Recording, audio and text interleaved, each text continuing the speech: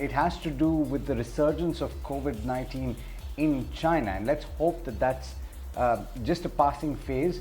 In fact, lockdowns have been announced, restricting movement and restricting activity in China. That's had a bearing already on some commodities. Crude, for example, has started trading lower than it has in the recent past. But we're also looking at it from the perspective of the Indian companies that could benefit from this outside of China strategy, or countries looking to companies outside of China for their requirements. We have Anisha joining in to give us a little perspective as to what companies benefit. Anisha, please take it away. Oh, well, yes, even though we have learned to live with lockdowns and China is indulging in systematic and sporadic, lockdowns of their regions, nonetheless, it is going to have a big impact across the world, given the fact that China is the largest manufacturing hub across the globe. Let's look at what are the key components and what are the key things that China really exports and which are the industries which are dependent. And there's a long list, right, from electronics to components to metals, textiles, packaging, chemicals, you name any of these industries, and they all have dependency as far as China is concerned. But today we are focusing on a few provinces which they have already announced lockdown and the impact it had on a few industries. Let's start with Shenzhen, and that is very important because that is the tech hub of the country. It exports a lot of these components which are needed, whether it is circuit boards, semiconductors, etc., and that has had an impact across India. In fact, Dixon Tech was telling us that as far as some AC as well as TV components is concerned, almost 50% dependability is from China itself.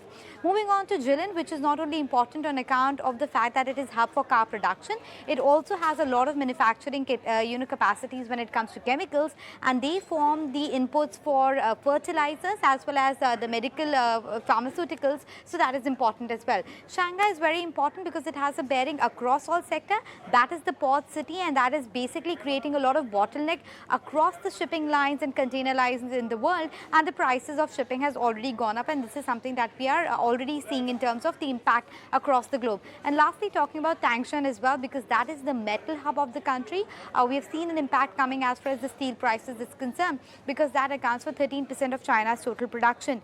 And let's bring up some instances of the impact it has had on corporate. The likes of Foxconn, Tesla, Apple, we have Toyota as well as Volkswagen, who have to halt production, has impacted as far as their production capabilities is concerned. And we also have BYD, Unimicron as well as the Shenzhen port talking about the supply disruptions.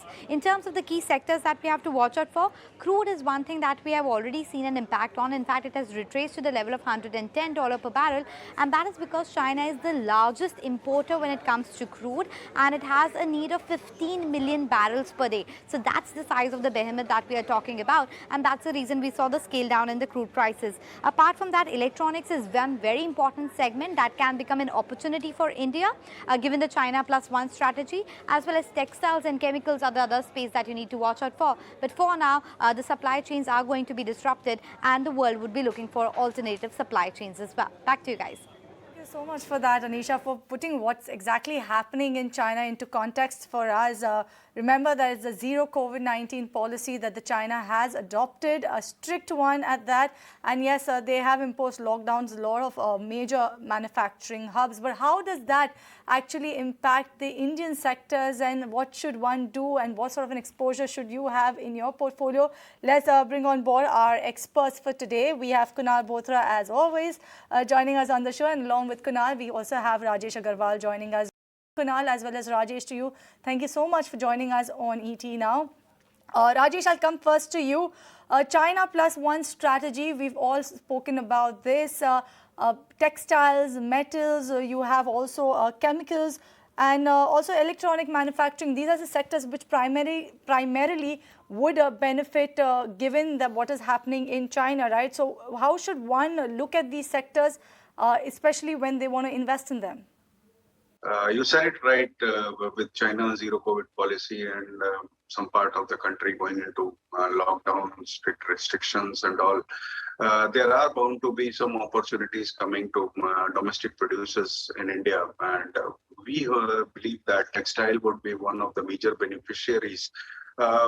because one, after the lockdown, volume growth was seen not only in yarn but also fabrics. There were lower channel inventory. Uh, some of the companies have gone for good expansion plans. Some of them have gone for debt reduction. So in this scenario, we would try to recommend Vardhaman Textile, which is one of the best companies, I would say, in the textile sector as such. They are going for an expansion of 1 lakh spindles with a capex of around 700 odd crores. They have a very strong balance sheet, and with the kind of government initiatives helping the textile sector, I think this one would be a big beneficiary. And the other one will be Welspun Industries, which again is a home textile manufacturer having a global presence in 50 countries. They are supplier to some of the big retail chains in US and Europe, and they are definitely going to benefit because of this China factor. They have done 600 crore capex, and some debt reduction has also been done. So I think these two companies should be watched out for. As far as chemicals are concerned, these are that sector is again going to be another big beneficiary, and we are very bullish on the likes of GNFC, which is a big TDI player, not only in fertilizer but it's a big player on chemicals also. They are again doing a 1,200 to 1,500 crore expansion, despite the fact that it has run up quite a lot and it's trading around 800 odd rupees. We believe there is enough scope left in this. The other one will be Deepak Nitrate, that's a big player in phenolics, and some anti-dumping duty has been imposed on some of the products. That is going to be a big beneficiary. And the other one in metals, I think metals is going to do very well, and the best pick among all of them would be, obviously, first one would be Tata Steel, and the second one would be Jindal Steel and Power, which after its expansion in Angul has gone a very big capacity. They are focusing on debt reduction. So these are some of the names which we are very bullish on. Thanks so much for that, Rajesh. Kunal, I'm coming to you. It's a wide list of stocks to choose from. Which stands out based on what's happening on the charts, though?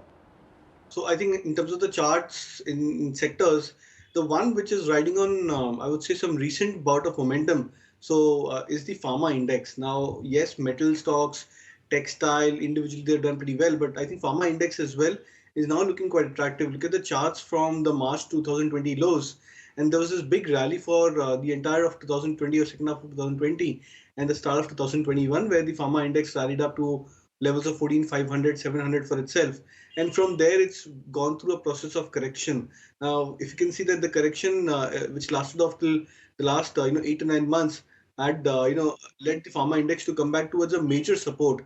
This is a strong moving average support for the weekly charts for the pharma index, and now we've seen a bounce happening for the index from those levels. So this indicates that the mean reversion is completed, and the stock and the index could be in line for a strong uptrend. We've seen large cap pharma names participating quite well.